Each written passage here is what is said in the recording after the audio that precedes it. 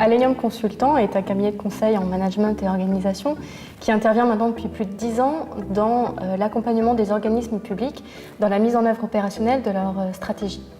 Dans le secteur des transports plus particulièrement, nous intervenons notamment auprès des autorités organisatrices de transport pour les accompagner pour définir leur stratégie de mobilité. Nos préconisations sont aussi bien sur la définition d'une vision globale de leurs enjeux de mobilité. Je pense notamment à l'élaboration de plans de déplacement urbain, c'est le cas actuellement, nous accompagnons la région Île-de-France sur ces sujets-là, ou bien sur une vision plus thématique. Je pense notamment à l'analyse de la performance des transports ferrés, pour lequel en matière d'accessibilité, nous sommes particulièrement vigilants à l'analyse des coûts et des périmètres de services en gare qui sont proposés en matière de substitution pour les personnes à mobilité réduite. Et puis, spécifiquement sur les politiques de mobilité et d'accessibilité, nous accompagnons les autorités organisatrices dans l'élaboration de schémas directeurs d'accessibilité. Donc les enjeux de mobilité sont vraiment au cœur de la stratégie d'Alenium et encore plus précisément les enjeux de mise en accessibilité des réseaux de transport.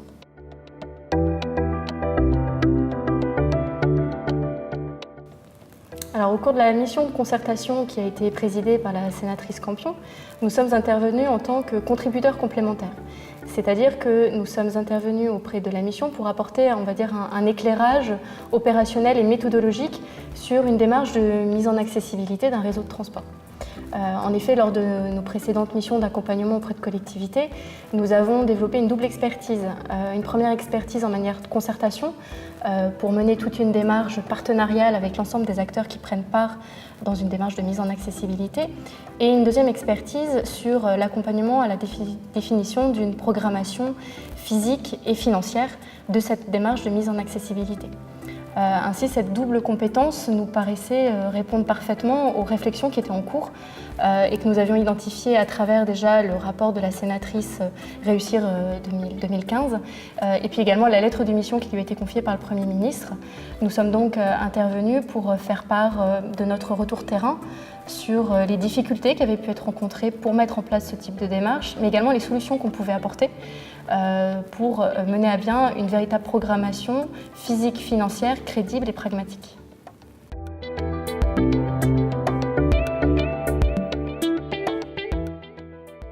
Nous proposons une approche très pragmatique que nous développons en 5 points. La première, c'est capitaliser et mettre en valeur l'existant. Le rapport de la sénatrice Réussir 2015 a mis en avant que les objectifs ne seraient pas atteints. Toutefois, on ne peut pas dire que rien n'a été fait. De nombreuses démarches de SDA ont quand même été engagées. Si les démarches ne sont pas abouties, il y a au moins eu des études ou des diagnostics qui ont été conduits. Notre démarche se fonde vraiment sur la mise en valeur de tout l'existant et de toutes les études existantes, afin ensuite d'identifier les besoins justes en matière d'études complémentaires, le cas échéant. Le deuxième point fondamental, c'est de fédérer les partenaires.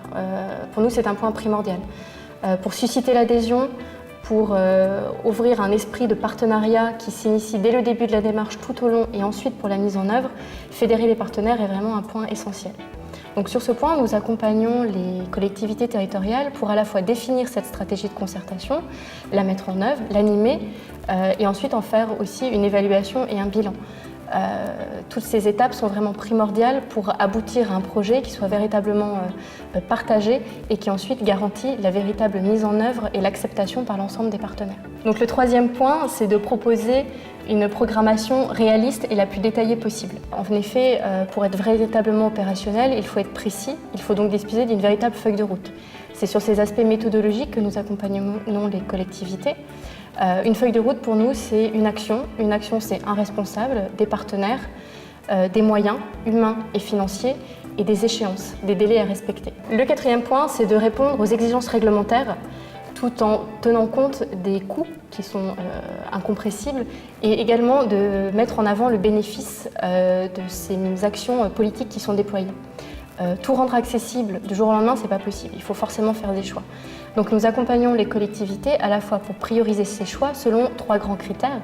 Le coût, qui est incompressible, la réponse à la demande et aux besoins des usagers, et également la vision politique qui pourra être portée derrière, car c'est un élément quand même essentiel de toute politique publique, c'est bien évidemment de valoriser au niveau politique toutes ces actions.